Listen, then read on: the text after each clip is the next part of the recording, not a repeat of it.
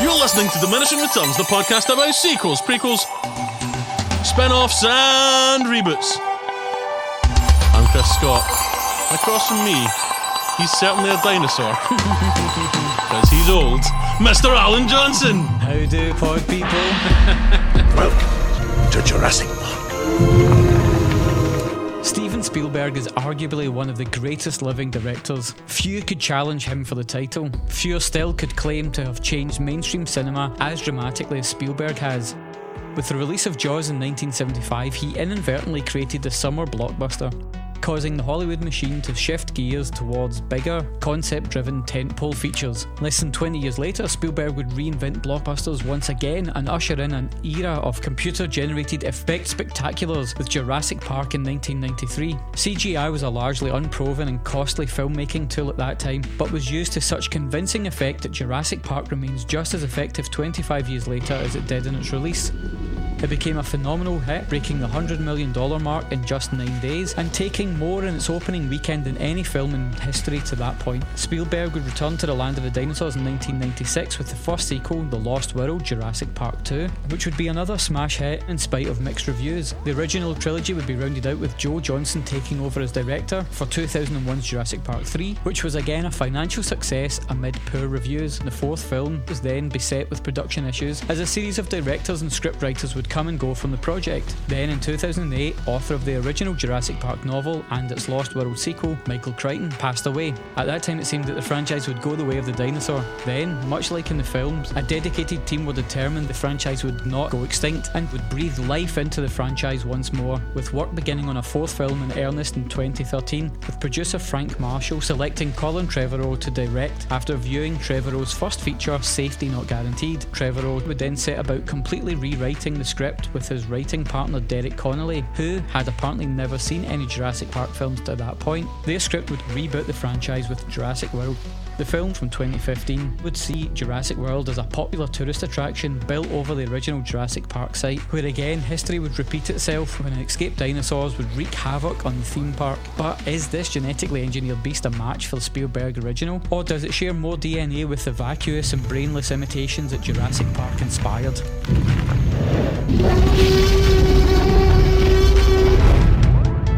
So this episode is about the TV show Dinosaurs with the people in the if you don't know what we're talking about, well done for being young. And also perhaps Google how the TV show Dinosaurs ended, which was a light-hearted situation comedy that ended in the bleakest way imaginable. But yeah, so we're talking about Jurassic World. Jurassic Park, for any listener that's a wee bit younger than me, but only a bit, because obviously I'm still young and cool. It was such a big kind of thing. It was the big blockbuster of that year. Dinosaurs, it was Spielberg. When I last rewatched it, I think I might even have enjoyed it more, because I was kind of expecting, it's probably going to look a bit shit. You know, these are going to be like these first CGI stuff from 93, and it still looks great. Yeah, absolutely. But as well as them realising a lot of the dinosaurs in CGI, you've got a team involving Stan Winston, the legendary creature creator of Stan Winston. It's not all CGI. Yeah, and stop motion animator Phil Tippett, who apparently during production for Jurassic Park was just like, my profession is about to go extinct. Yeah. Like, he saw the way things were going extinct, like the miners, newspaper men. Yeah, in fact, I don't know if this is true, but there's certainly a sort of figure where if you add it all up, there's only something like 8 or 9 minutes of CGI in Jurassic Park. So it's like Hannibal Lecter in Silence of the Lambs. It's only a little bit, but it's super effective. Yeah, absolutely. And kills people. So yeah, very much like Hannibal. You know, this was a very skillful melding of obviously old school filmmaking and basically how we now know blockbusters to be made with just computer generated stuff. You know, you mentioned in your intro, Spielberg, while you could find fault with a lot of stuff that he's done, I would say certainly his most recent work has had a lot of problems with what I like to call endings. Like, Jesus, man. But that man knows how to make a film. And also in 1993, he came right off the back of the Jurassic Park production and straight into Schindler's List. They both came out in 93. So it must have came out here in the cinema in 94, because I remember going to see Schindler's List for my birthday. That's how much of a film nerd I was. I was 14. My mum was like, you have some money and you and a friend can go to the cinema. And I was like, great, I can get to see the new new Spielberg film. I mean, I was a fucking strange kid. But yeah, I think we both agree Jurassic Park is great, fun blockbuster. The sequels, the second one I didn't enjoy. I've not even seen the third one. They're not great. There's things to like in them, but they're not a patch on the original. Just as a meter for that, Rotten Tomatoes, it's 92% for Jurassic Park. Second and third film have 53 and then 50% respectively. My friend Dave Hughes, I don't believe he's listening to the show, so... Should we disparage him? Well, he's the guy who built a sex robot. He says it wasn't a sex robot, but I think we all know. Oh, Mrs. Away for Weekend, they're building a robot. Sure, okay, yeah, mate. You don't build a robot butler and give it a vibrate function. And as I like to say every time this is brought up, remember guys, any robot can be a sex robot if you try hard enough. Yeah, so this is his favourite film series of all time, which I find mental because I'm like, yeah, before this new one, 100%, one of those films is great. So he was very excited about this reboot. Okay. It's a sequel and kind of a reboot, I guess. Much like Star Wars Episode 7, it's like a soft reboot for the franchise. You know, it works on the same timeline. They acknowledge the original park and the events that happened from that. Like Jake Johnson's character in this new film has bought a vintage Jurassic Park t-shirt. Yeah. It's a sequel, but it very much is serving the role of rebooting the franchise for this new generation. So I wanted to ask Al, were you excited about this coming out? No, not really. Yeah, I mean, because the third film had been underwhelming. Had you seen Colin Trevorrow's yes, first film? Trevorrow? Colin Trevorrow, yeah. Yeah, it stars Aubrey Plaza, Jake Johnson and Mark Duplass. Is that the time travel one? The time travel one, yeah. Oh, right, okay. That film is a great little indie movie based on a really quirky premise, but it's a very small character-led piece. Okay. And from that, he got the job to direct this giant movie. Yeah. But without any real test, which is I think why, as we discovered recently, that he had been hired and then fired from the Star Wars Episode 9. Yeah. Kathleen Kennedy, who had produced with her husband Frank Marshall, she'd produced 2 Jurassic Park films before she focused her attentions on the Star Wars franchise. Is it that Kathleen Kennedy's just got like fire happy? She gave those guys from the Lego movie the boot halfway through Solo, and now she's like, why are we fucking wasting our time? Let's just boot him out before we start filming. Yeah, baby, get my fucking kicks. She's a killer, man. I like Kathleen Kennedy. Throw that power around. That's what I'd do. I'd be firing people all the time if I was in charge of Star Wars. I wasn't really excited about Jurassic World either. But I must admit, even though a lot of it is kind of obvious stuff, still fucking like dinosaurs. I mean, dinosaurs are cool. It's a funny thing. At the end of Jurassic Park, the science in that for 1993 was very cutting edge science. In fact, the theories that Sam Neill's character is extolling about the dinosaurs evolving into birds, that was very new fringe paleontology at that time. That wasn't mainstream. Sorry, I just can't believe that we're having this discussion, but please go on, I love it. You've just used the phrase fringe paleontology. Okay, that wasn't... This isn't your mama's paleontology. Yeah, this is paleontologists that ride skateboards. Okay, it wasn't the... Cowabunga. It wasn't the prevailing thought that sort of like accepted science now. Where was I going with this point? You just wanted to use the phrase fringe paleontology. Oh, yes. So at the end of that film, you know, they escape the island, they're on a helicopter, and as they're flying away from the island on the helicopter, Sam Neill sort of looks out the window and sees this flock of birds flying along beside the helicopter. And for me, that always suggested it was about how we were going to then in the subsequent films be dealing with pterosaurs, pterodons. So it'd be really easy for a species of dinosaur that had flight capabilities to make it to like a large epicenter of humans and then like tear up the place like they do in the Jurassic World. They eventually do in this film, yeah. For me, I always thought that was the point of where Jurassic Park films were going. So we've had these disappointing sequels. None of us were particularly maybe enthused about this film. But, you know, as it starts, it's basically going, you like Spielberg, right? Why don't I just give you some kind of Spielberg-y stuff? It's very much like these little tastes of all these elements that you're familiar with. Yeah, it starts with these cute kids are going to go to Jurassic Park. Much like Jurassic Park. Yeah, exactly. You know,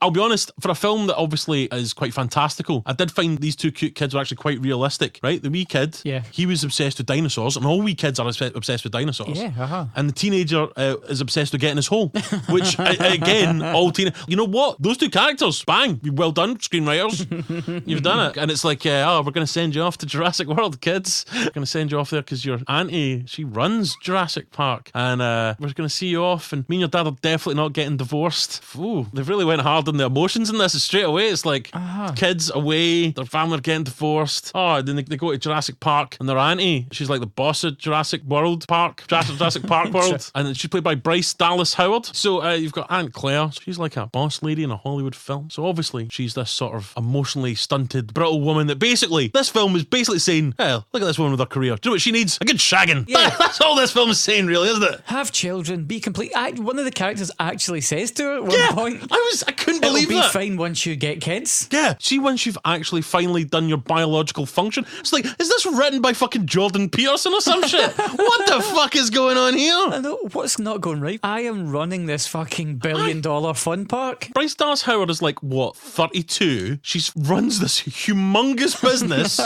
right? She's dressed to the nines, which means she's doing all right. Yeah. Maybe she doesn't want to have kids. Exactly. A perfectly valid choice for anyone these days. Maybe she can't have kids. And her sister's been a right fucking bitch. Not cool, sister. Not cool at all. But obviously, as it's a Hollywood film, there is none of that nuance. She basically just needs a good riding. Yeah. It's Jurassic Pork.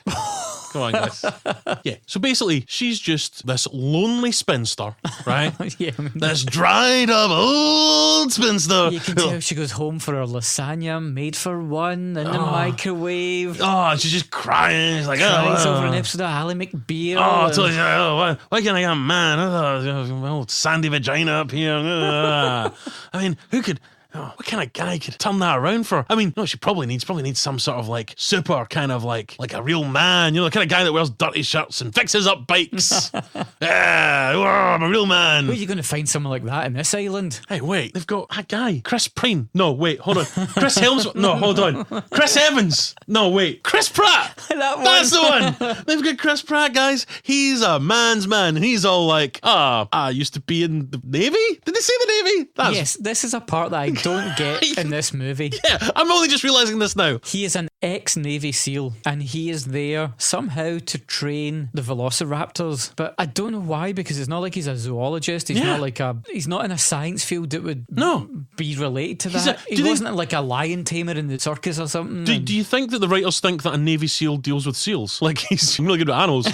If I can make this one fucking juggle a ball in its nose, I can fucking deal with a raptor. Chris Pratt's Owen Grady is very gendered. And of course, from this film came the very popular Stiletto Gate, which was because Bryce Dallas Howard's character wears high heels throughout this film, regardless of which situation she's in, running through the jungles, escaping dinosaurs. Chris Pratt says to her, look, you're not dressed for this kind of adventure. She sort of pulls her sleeves up, but she doesn't take her shoes off. She's still in these high heels. It reminds me of that old quote about Fred Astaire and Ginger Rogers, which was, she did everything that Fred Astaire did, but she did it backwards and in heels. Brilliant. Yeah. And so the thing about this film for me is that we've got these various plot lines going on. We've got the kids coming in to visit Aunt Claire, but she's too busy to deal with them, so obviously she palms them off to an assistant. So the dino apocalypse that's about to happen is purely there just to make her realise that her ovaries have been, trembling. Chris Pratt maybe needs a love of a good woman to, get his shit together. But while we've got all that stuff going on, we've also got Vincent D'Onofrio there trying to weaponise the dinosaurs. Now, for me, the setup here is that the park has been reopened, it's been operating for some time, and it's been a massive success. It's now going well. Yep. Now, why not make it that the plot is about why these guys are here on the down low, trying to weaponise dinosaurs, and Bryce Dallas Howard uncovers this during the visit with her nephews, because that makes it a lot more logical why you've got a Navy SEAL training dinosaurs, because Chris Pratt seems to be at odds with Vincent D'Onofrio. Like, what does he think his job is? Right, first of all, Vincent D'Onofrio's here. I mean, yeah. So we're all happy about that. I don't want it to seem like I was glazing over that. Let's be very, big Vinny D'Onofrio. As soon as he walks into a film, a TV show, you're like, hey, we're going to be okay for at least some of this. Aye. But you're absolutely right. There's also about Chris Pratt is like, I'm training these raptors, but you want to make them into weapons. I've got a couple of things there, right? First of all, they're already pretty weapony. Like, they've already killed loads of people in this fucking world, I think if you just unleash dinosaurs, hungry dinosaurs, they're going to do a certain amount of damage. Vincent D'Onofrio's looking at these dinosaurs going, God, I just don't know how they're going to kill people. Well, if only we could make these dinosaurs dangerous, right? But like Vincent D'Onofrio goes, why do you think you're here? You're a military guy being paid by some sort of military sort of corporation trying to train dinosaurs. I think Chris Pratt is that prick in your office who's just like, ugh, I fucking hate this job. Yeah, but you've agreed to do it. And none of us like our job. You fucking signed the contract. You've been like, yeah, I want to go train dinosaurs. This whole film film, I think Vincent D'Onofrio was the put upon character. But yeah, so there is this whole thing like they're going to try and like weaponize dinosaurs. And concurrent with this, big Vinny D'Onofrio, the old D'Onofrio pie, he's like, weaponize these wee raptor guys, send them in, kill people, right? And then Chris Pratt's all like, I can train them by putting my hand up and they'll stop, but they're still a bit dangerous, but you know, they'll stop sometimes. All right, seems great. Good work, guys. Well, that's going on. There's also this kind of corporate thing where it's like every time there's a new attraction, the visitor figures for the park, Spike, board of directors has been like, yeah, what we need now is a new attraction. What we need is if you can make a dinosaur but make it even scarier, more dangerous. And they're like, oh, what we'll do is we'll make a hybrid dinosaur of like loads of dangerous stuff. Yeah. And we'll make great. Now, I don't know about you, Al. I've worked in offices for most of my life.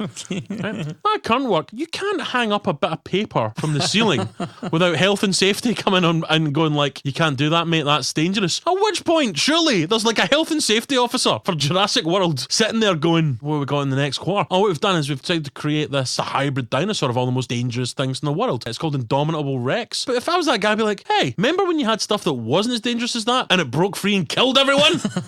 Now you want to make something even more dangerous? And they'd be like, come on, health and safety guy, don't be such a pill. And try this one, you fucking pricks. It's like one of those ideas that only happens in films because in real life, somebody would go, hey, dinosaurs are already pretty dangerous and have already killed, I'm going to say scores and scores of people over the last 3 films. Let's not do that. That's it. Disneyland is always busy. There's no way that attendance to Jurassic World would drop off. It's fucking dinosaurs. They died out 65 million years ago. Everybody would be going to see that. The only time this park stops having good attendance, is if we live in a Children of Men style world where they stop making 8-year-olds. Because every 8-year-old in the world is going to want to go to Jurassic fucking World, right? Absolutely. And frankly, every 38-year-old would probably still want to go. If children die out, then yeah, your park's fucked. But at that point, you've got bigger problems, pal. Do you know what I mean? Well, not fucking Aunt Claire, because she's all like, I didn't even want fucking, I didn't even need children. Or did I? Sob, and our fucking ice cream. Yeah, but you know what? I'll take a plot contrivance, right? Yeah, it's almost like the plot of the Indominus Rex in Jurassic World is much like the making of a blockbuster in the modern age. It's designed by a committee. Yeah. These elements have all tested well. Let's get them all in there. And you know what? As we're talking about that plot, it's very much a tick list. Cute kids, tick. Yeah. Love story, tight-ass woman, and Michael Douglas go to a jungle. Wait, sorry, that's Romancing the Stone. But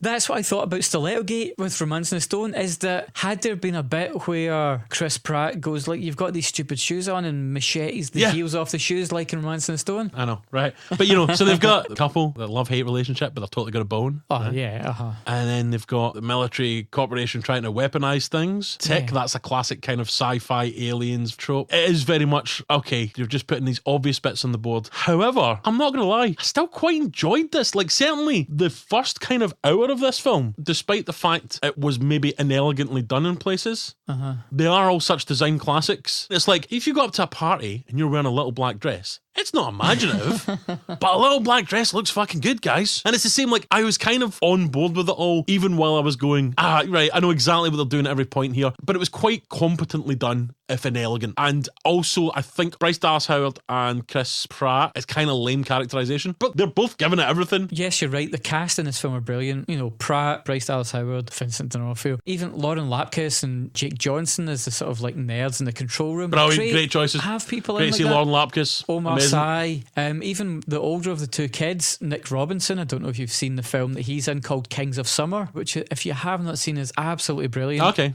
It's like a 21st century Stand By Me. It's really brilliant. So yeah, the cast are great, but for me watching this film the second time and relating back to what I was saying in the intro is that it is the very worst of like big CGI filmmaking. Here they are, they're out in Hawaii with beautiful locations, and I don't know if you noticed how many times there's like a digital backdrop behind people. It's really shoddy. Well, I was going to say actually that I didn't notice it in the cinema, but watching it back, I was like, these effects don't look that great. And it's like, and as we discussed, Jurassic Park still holds up pretty well. Yeah. And this film from at point of recording 3 years ago, unless you listen to this in the future, in which case, do not answer the call from the aliens. That golden cube is going to kill us all.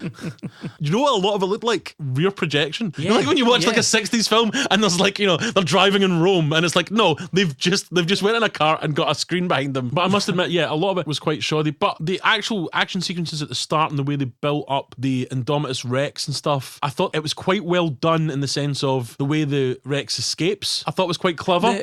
How we're introduced to its various powers. If if it's a superhero, we realise it's smart because it claws the walls for a distraction. Yeah. It's got camouflaging abilities so it can hide. Yeah, basically the way it escapes is it kind of fakes an escape, which then kind of allows it to escape. I was like, you know what? That's quite clever. And that wee sequence where it escapes and like eats the fat guy, I quite enjoyed all that, despite the fact it would then cut to like a really badly CGI'd background. Yeah, but importantly, this relates back to like a problem from the first Jurassic Park and when Alex Cox showed Darkman on Moviedrome, when he criticised Sam Raimi for the first character killed in the film as a black actor. And he's like, that's kind of racist Hollywood. Darkman. I mean, that's even more ironic given its name. And there was a lot of criticism at the time that the first person killed in Jurassic Park was a non-white actor when they're trying to put the dinosaur into the cage. And then again, before we kill the fat guy, they kill a brown person. And I just thought, here we are, 25 years later. Excuse me, Alan, but as a fat guy, then they go and kill a fat guy. Being fat now is actually a civil right, okay? There are genuinely people that fucking believe that. We've gone 25 years and it's still trivialising like to have non-white people killed first because they, don't you know them. Yeah, I quite enjoyed, I think maybe the first hour of this film. It's nothing spectacular, but I'm quite enjoying this ride and the classic thing of they send people to try and capture the Rex, but they go with non-lethal rounds because it's worth so much money. And and Chris Pratt's in the control room going, those people are gonna die! And I'm like, you know what, again? Let's just get to the dropship and turn around and nuke the whole damn planet. Yeah. He's like, I want to fucking bone this businesswoman and I'm not going to be able to do that if you guys are all getting murdered. But where I think this film does fall down is that I was kind of bored with the big ending. Yeah. There's bits that I quite enjoyed. There's the chase elements and stuff like that. But when it got to the big ending where it's like them making their stand to try and sort of defeat the dinosaurs, I just was like, And I think that was the problem with this film to me. It doesn't live long in the memory. I think this is very much a film that's designed for today's movie-going audience when it's just propulsive. Are you saying we're out of touch? We're out of time. I'm just saying, I think that... mind when you're not around. Oh, we're like the Hall & Oates of podcasting. Oh, man. Right. I think it's just very much that filmmaking has changed. And I would argue that in the case of this film in particular, comparing it to a very technically gifted filmmaker like Spielberg, Colin Trevorrow is not even remotely in the same league. Yes. He's making films now in the world where he's more interested in having this like sort of continually moving camera swooping about an area, where when you watch Jurassic Park, Spielberg's economy of what he shows and how he shows it, which goes back to, I guess, like the famous stories from Jaws about, well, the shark didn't work, so we had to find a way to make this non-functioning model shark work. So when you are working with CGI and puppets, any model shark can be a sex shark if you try hard enough.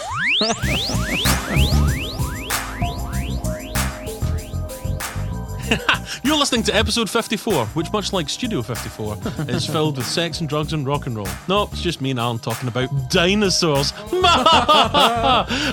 You can email us at diminishingpod@gmail.com. On Twitter, we're at diminishingpod. On Facebook, we are Diminishing Returns Podcast, and you can tag us at Diminishing Returns Pod on Facebook. On Instagram, we're Diminishing Pod. We have a blog at diminishingpod.wordpress.com, and on YouTube, if you search for Diminishing Returns, we sometimes post some shit up there. But most importantly, guys, we are an independent podcast. We're not like a big business like that Jurassic World, and we're not trying to make killer dinosaurs, so we actually need your support, guys. So please rate us 5 stars and subscribe wherever you get your podcasts. And also, I would say equally as important, that if you've got friends who are into films, kind of stuff that we talk about and can understand 2 melodic Scottish accents, send them a link to a specific show, get them on board, get them listening, and we can grow this thing so that me and Al can be so rich that we then create like a hybrid podcast that will eventually break out of his basement and kill lots of people. Thanks, guys. Thanks, guys.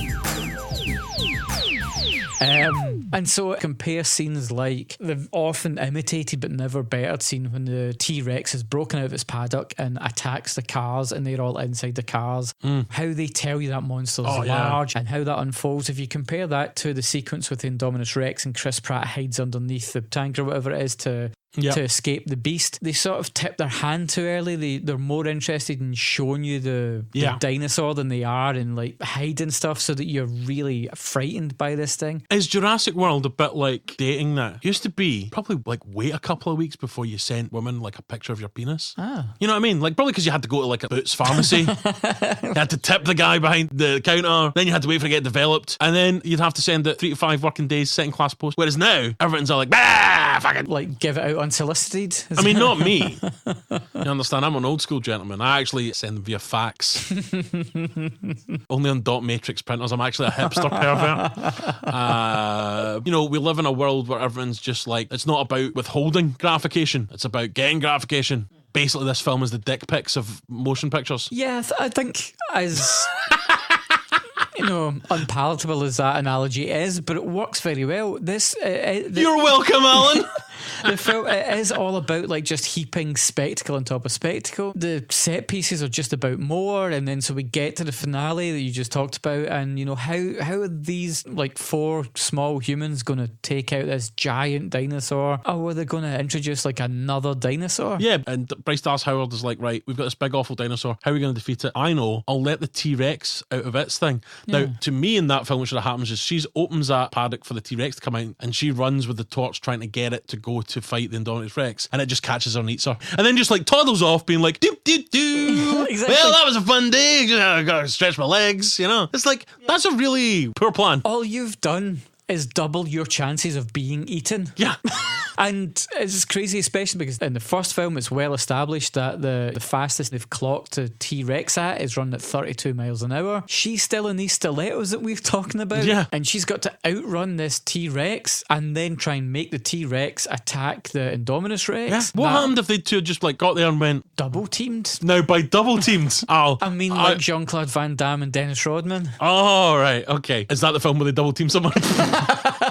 Locked in like Chinese finger cuffs. Lovely reference. Well played, sir. I like it. And again, it's that kind of thing of like, I kind of get the logic of, well, we'll bring back the T-Rex, and that could be the only thing that could possibly destroy this super soldier dinosaur. And to me, that's what's not clear to me in the film. Right. Have they genuinely poured the money in to develop this genetically enhanced dinosaur because it's going to be a major attraction, or is BD Wong's scientist Henry Wu, is he working on the side with Vincent D'Onofrio? Is it purely a military application they have for this dinosaur? You're right. Now, first of all, let us just mention very quickly, good to see BD Wong back. Yeah. He was a scientist in the original one. Yep. And just one of those guys, when he pops up and something, I go, BD Wong's always good. And it was great to see him. Like, I thought that was a really nice touch. That's a nice lift from the first film to bring someone like that back. But they've now turned him from being like a diligent scientist in the first film, and now he's like a hand-wringing supervillain. Yeah. He's like, why can't we create a dinosaur that could kill everyone? You know, like, fucking, because, yeah, we'll kill. But, yeah, it's very strange. And then, yes, at the end, we're all like, it's okay, BD Wong, because you're now going to be paid lots of money by this military thing that is, I guess, part of the corporation that owns Jurassic World, but is working at cross purposes from the guy that owns that corporation.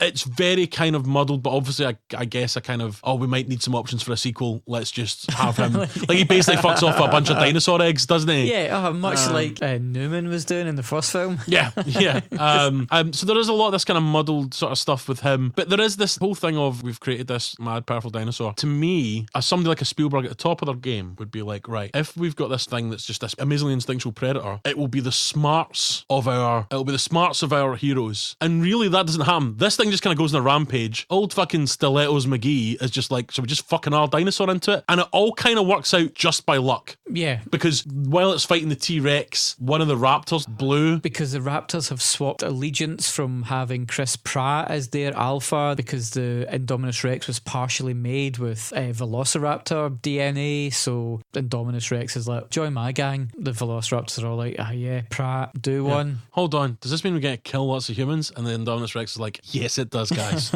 Let's kill all the humans. And they're like, fuck these guys. But there's one good raptor. Like after she's seen her sisters be killed, because obviously this is more of Hollywood's feminization of all movies, is all the dinosaurs are ladies. If I'd known that, I would have boycotted this film. Exactly, I know. I mean, I don't want to see a dame dinosaur. Not some broads. And it's good that the Indominus Rex T-Rex is white as well, because we know white women are going to destroy the world. That's true. That's true. Such a Hollywood metaphor. I mean, that's right. They send the raptors after the Indominus Rex. And then the Velociraptor joins up with the T-Rex because the T-Rex looks like it's almost beaten. Yeah, the Godzuki, I guess, too.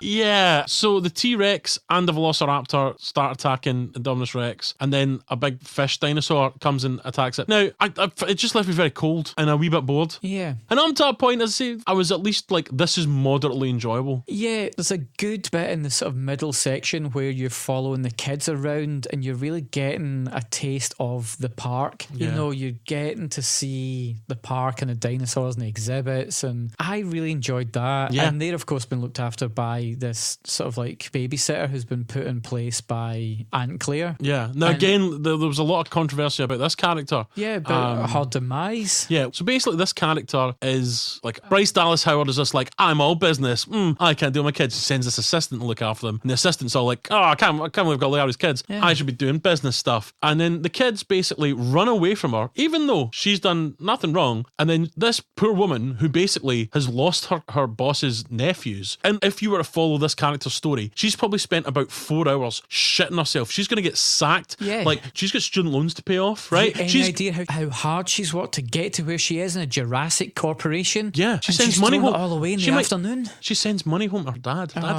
Dad's got fucking cancer, man. I mean, again, this is my film. None of this is in the film. You know, she's a sound person, man. She's just trying to do her best. She's not a babysitter. She's not. She was probably an executive that was just going to look after these two kids. So Absolutely. this woman, who's maybe taking same life choices as Claire, maybe she's I don't want kids.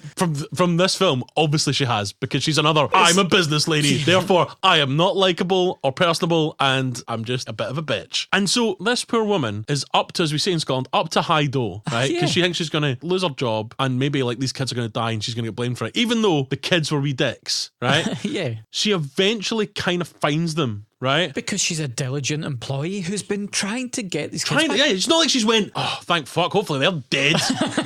Boy, I really hope, God, I hope that genetically engineered hybrid dinosaur we've got has fucking chomped their little faces off. God, I'm going to go to the little child funeral, that would be great. No, she's like, man, I've been fucking searching for you little bastards all fucking day. And then, are they pterodactyls or some shit? Like flying dinosaurs. There's different species there. They're flying, there's a bunch of flying dinosaurs, right? And one of the flying dinosaurs just comes and like attacks her and picks her up, right? Yeah. Now at this point, I'm okay because this is just like, by the way, this is some random cold shit. This poor woman, that's the sort of danger that this is now real. This poor woman's done nothing to deserve this. But then, in a kind of semi-comic way, at least intended by the filmmakers, yes, the bird like drops her into the ocean. Is it the ocean first? They drop into the big pool where the big dinosaur that at the end eats the Indominus Rex. Yeah, and then like she's plucked back out again. Yeah, and it's meant to be like, oh, they fucking got her again. And then like the big sea dinosaur eats the flying dinosaur and her. And it's like, that's kind of almost unnecessarily cruel. That's the sort of thing that you would do as a filmmaker if this person needed a comeuppance. If they were like a Burke-esque character. That's how the B.D. Wong character should have been taken out of the film. That's how the Vincent D'Onofrio character should have been taken out of this film. Someone who has been incredibly cruel throughout the film meets an incredibly cruel end. Equally, if they just had her been attacked and killed very quickly, yes, that would have been cruel, but in the laws and rules of the universe, it would have been like, because anyone can die. But this is like, no, we're going to make this woman suffer. And I say, it's almost semi-comic in a way. She's kind of like, and we're meant to be like, oh man, boy, did that chick get it. Yeah. I just, and I'm a man that I love random gory and weird deaths in films, but it is just like, why did you do that? Kind of a dick move, guys. Also, those kids, right? Yeah. Are immediately just like Chris Pratt comes and saves them, and are immediately like, oh, great, this guy's cool. This was a real fun fucking day. And then you're like, hey, you little monsters. A woman just died. Yeah. A woman literally has been trying to find you all day and trying to find you guys. See if you'd stuck with her. As soon as that alarm was sounded, they should have been shunted off island. These two little moppets, these two cute kids are responsible for the death of that hard-working woman. The more we talk about this, the more I really do not like this film. There's a sequence with with the pterodons, Owen and Aunt Claire show up and save the kids. But then Owen is about to be killed by one of the pterosaurs, and Claire saves Owen. And then immediately after, they jump in a Land Rover, and the two nephews are like, oh, we want to be with this guy saved us. And you're like, no, your Aunt Claire just saved you. Yeah. That guy just happened to be there. It's a really odd Which thing again where... would be actually a clever, a better film would have made a thing about it, and like when the kids go, we want to hang out with this guy, which is actually quite a funny line in isolation. Yes. And then it would have been funny if like Claire's going, I think I'm the one that, you know, and like if Chris Pratt was Jack Burton, like a blowhard, yes, then that actually would all be quite funny. But it's actually, no, you and your slowly dying ovaries, Bryce Dallas Howard, need to fucking shut your mouth and get on board his dick, and then let's get out of Jurassic World. Yeah, because her story arc in this film is she's maybe the only person in the film that actually goes through a change. But she's got to do this before she goes through the change. But she starts off as this cold businesswoman, and then through this mishap, she really becomes quite a strong protagonist at this point. Yeah. She really asserts herself on the proceedings. She doesn't want to be out of the loop. She wants to try and get her nephews. And initially, she's just doing it out of the obligation. But then there's that weird sequence where she and Chris Pratt come across the dying dinosaurs. And that's the first time that she's encountered an aspect of the park that she's seen as anything more than an asset. It's all been numbers and ledgers and about visitor satisfaction levels, but then she actually sees this creature and she really connects to the park at that point, and that's when she begins to go, oh, these kids are in my care, I should be an aunt to them, family's important. So she goes through a real arc, and it actually makes me really resent how they treat the fact that, well, she's gone through this, so naturally now she's just going to bone Chris Pratt, because I actually like the moment more with Lauren Lapkus and Jake Johnson when Jake Johnson just assumes, like, when they're saying goodbyes, and he's being heroic that he can kiss her, and she's like, I've got a boyfriend. I have a boyfriend. Lovely, it's a really lovely great business. moment. If there had been a moment like that with Bryce Dallas Howard and Chris Pratt, I would have admired this film so much more without having to just slide into gender normative, well, the hero's got to kiss the lady because he's, you know, saved the planet. It's so uninspired. It's so boring. Yeah, it is very, like we say, sort of ticking of boxes. This is like an 80s, early 90s film, which I guess, of course, is because they are trying to maybe hark back to that. But, you know, instead of maybe playing with it a wee bit more and updating it, Bryce Dallas Howard, her kind of cold, big picture logic is useful. Yeah. But so is Chris Pratt's, I'm just an old-fashioned, old-school guy. And actually it's like, wait, hold on, you can both learn from each other here.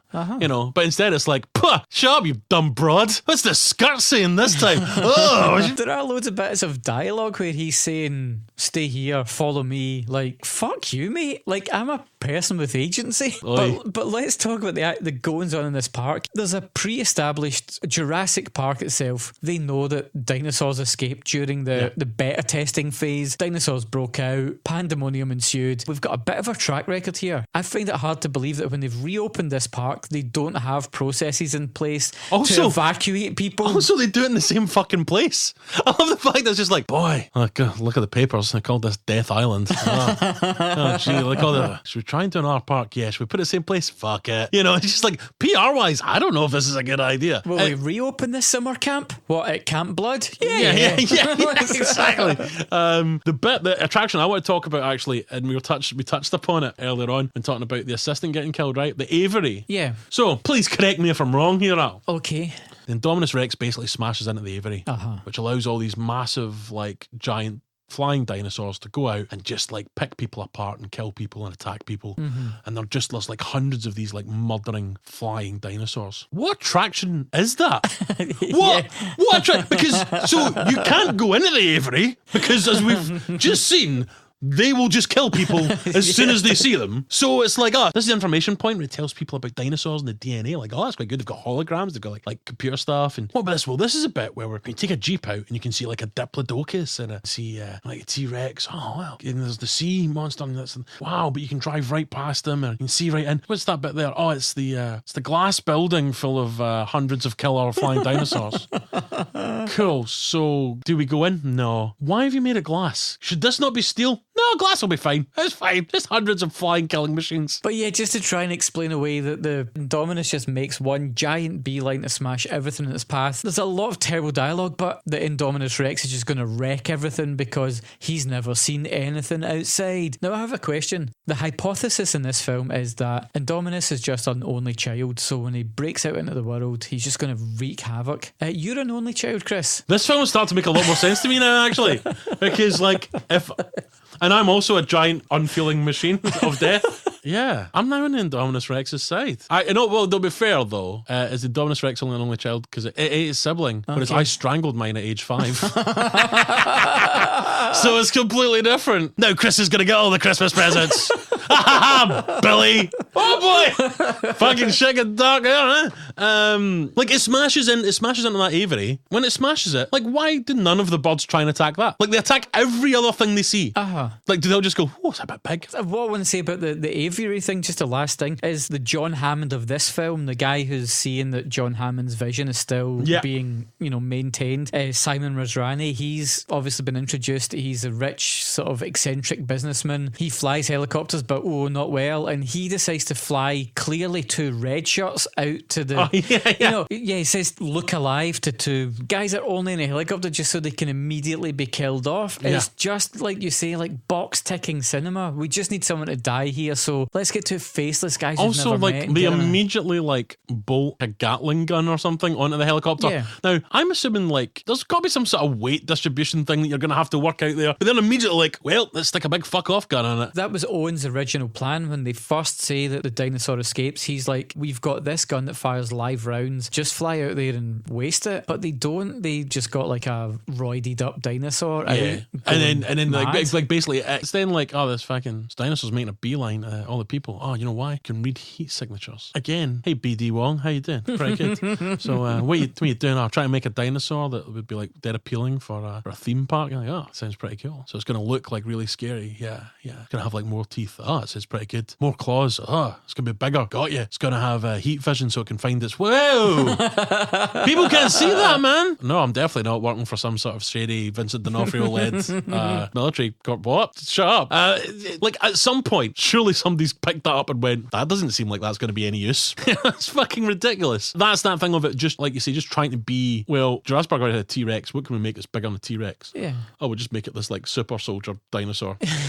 Dinosaurs generally look terrifying. They're just fucking giant lizards. Yeah. And this is the first time a dinosaur's appeared in the franchise that doesn't exist. Yeah. But are you telling me they couldn't have gone through a fucking encyclopedia of dinosaurs and found some mad dinosaur that they could just go, that's the guy we'd make? Yeah. They've been as well genetically engineering Godzilla. That'd have been cool.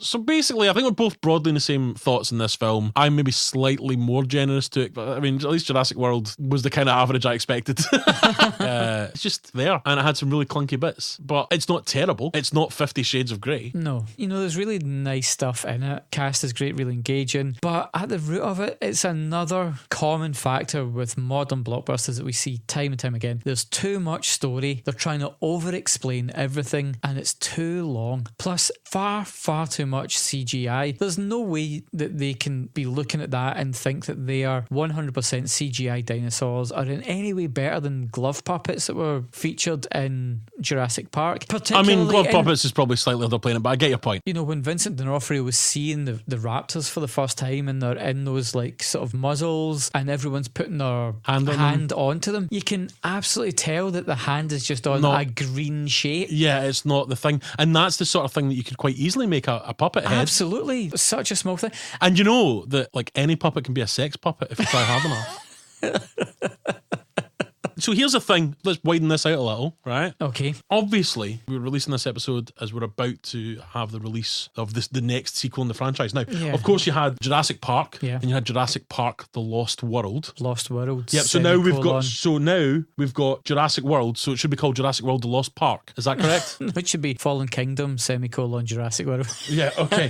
Good to know. Are you excited for this one? Again, the cast is good. I like the theme here because it's a sort of behind enemy line style mission, but I'm no more excited for this film than I was when Jurassic World came out because I don't know how much story there is left to tell. But the Jurassic World film made a fuck ton of money though, didn't it? Yeah, it's the 5th highest grossing film of all time, not adjusted for inflation. Yeah. 2nd highest film of 2015, I think, behind Beauty and the Beast. It took insane money. So basically, this franchise is like an unhappy businesswoman in stilettos getting chased by a dinosaur. Right. It's going to run and run.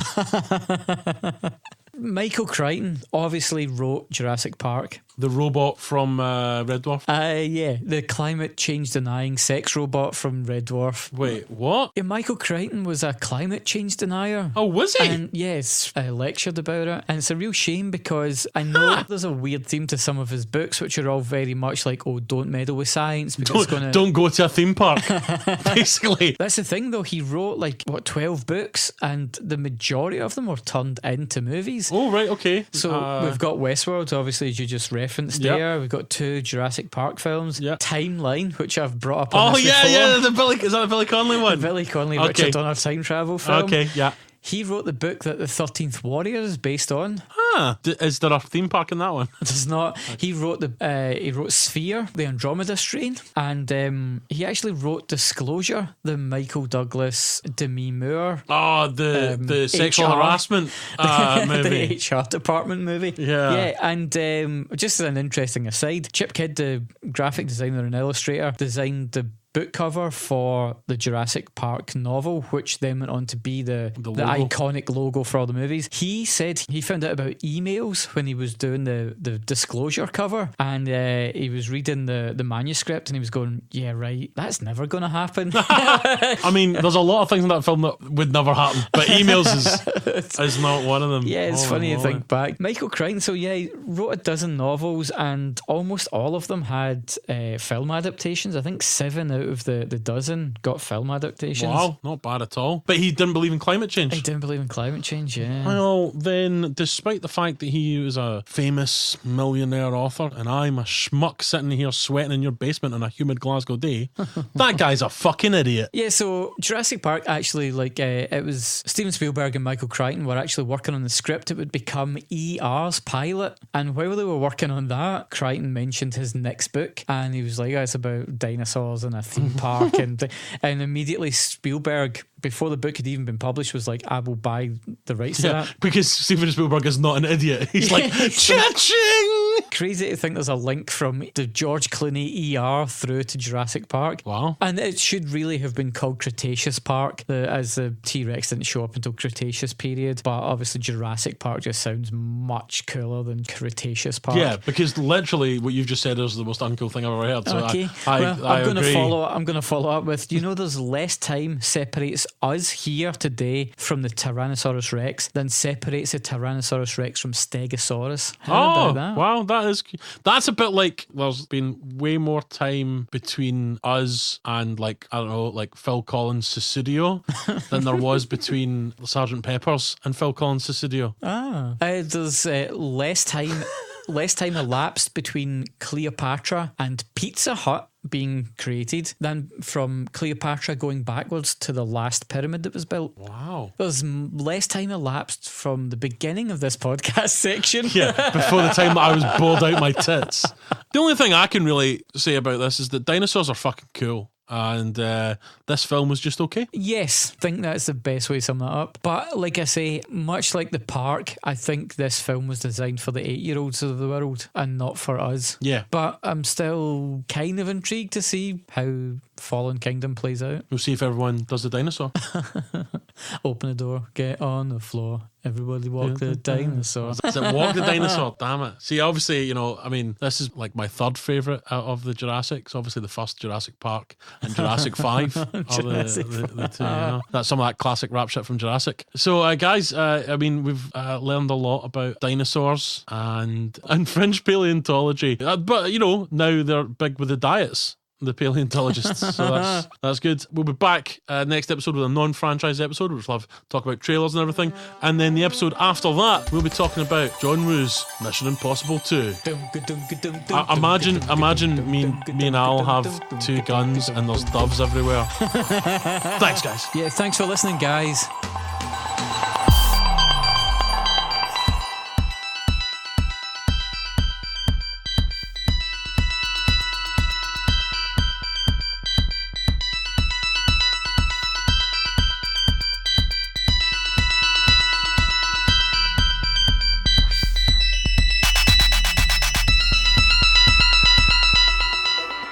By great dinosaur movie, obviously we're talking about like Jurassic Park, Theodore Rex, the main ones. Yeah, that's it. Yeah, I can't believe the best paleontologist that we would have had in the 90s after Sam Neill was fucking Ross and Friends. Ross from Friends. He was definitely not a fringe paleontologist. He was like mainstream. He's like the mainstream, the lamestream fucking paleontologist.